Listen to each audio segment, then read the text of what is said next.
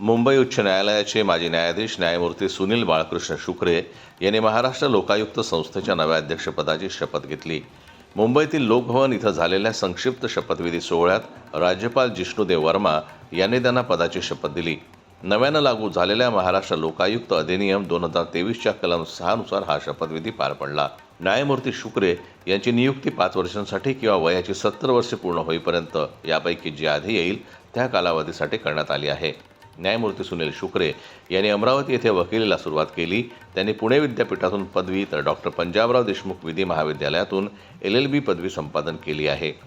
LLB परीक्षेत गुणवत्ता यादीत दुसरा क्रमांक मिळवत हिंदू कायद्यात सर्वाधिक गुणांसाठी त्यांनी कैलासवासी काळे पुरस्कार प्राप्त केला. पुढे त्यांनी घटनात्मक कायद्यात LLM पूर्ण केलं.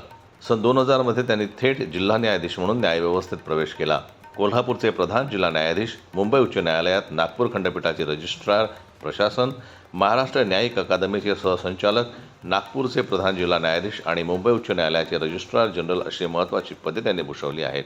13 मे 2013 रोजी त्यांची मुंबई उच्च न्यायालयाचे न्यायाधीश म्हणून नियुक्ती झाली.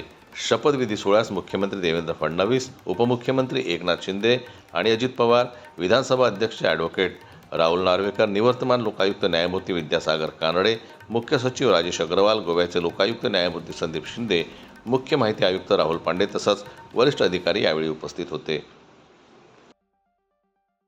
ब्युरो रिपोर्ट, जनमत न्यूज, मुंबई. मराठी बातम्यांसाठी जनमत लाईव्हला लाईक करा, सबस्क्राईब करा आणि बेल आयकॉनला दाबायला विसरू नका.